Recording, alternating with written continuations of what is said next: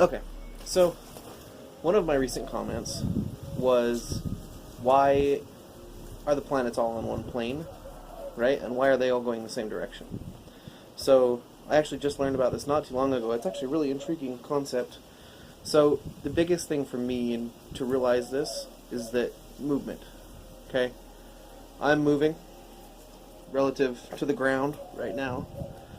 The ground is moving relative to the spin of its own axis, on its own axis. It's also moving really fast around the sun. Now the sun is not static either. It is also moving. So it's moving around the galactic center, as to our understanding. So if it's moving around the galactic center, then the galactic center must be moving around something as well, right? Which means it's also moving through space. Now, I'm not going off on a tangent. This actually answers the question of why they're all spinning in the same direction and why it's flat.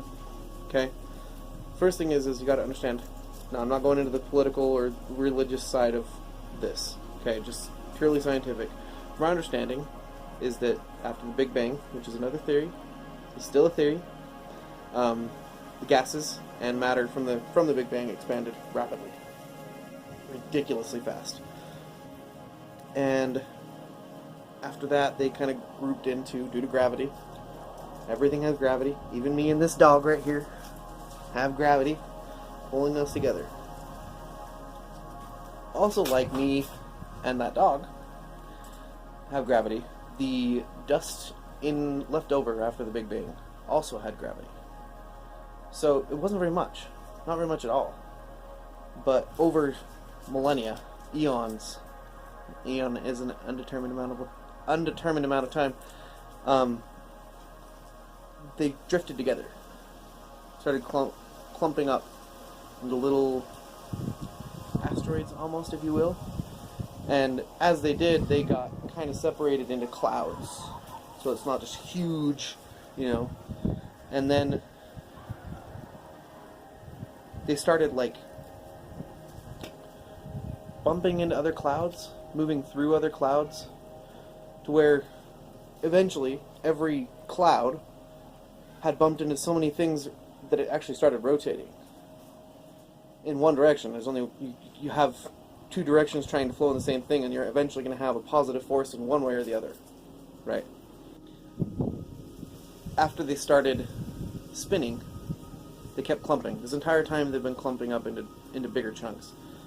And the biggest one is at the center, where the gravity is the strongest, between the most particles. So it forms and squishes and compresses and gets hotter and hotter and hotter and hotter. Maybe even two centers spinning around each other, keep compressing and getting hotter and hotter. And then they're spinning more and more. If you sit on a chair, okay, or even, let's do a tire swing, okay, tire swing. Somebody spins you up in the tire swing, right? You get lifted a couple inches off the ground and they let you go. If you have arms and legs out when you first start, and then so you start going faster and faster, you pull your arms and legs in, you actually compress that mass into a smaller spot, and it spins you even faster. So same thing.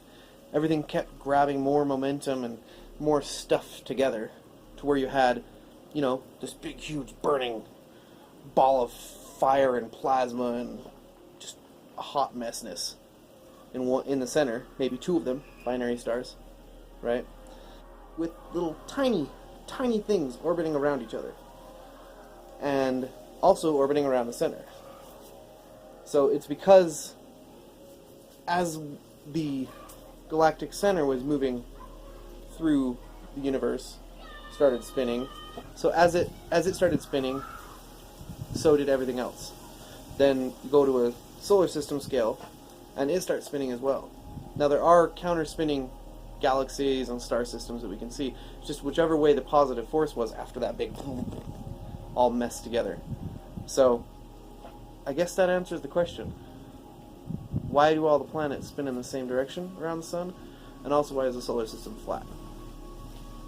So there's a couple really good videos on this. I believe SciShow did one that was really good. You can go look that up. I'll link it down in the description if I can find it. Other than that, I don't think I have anything else for you. But don't forget, keep asking why. So you're going to be seeing these guys in my videos, for sure. This one right here is Lila, Mountain Pomeranian. And this is my wiener dog, Nani.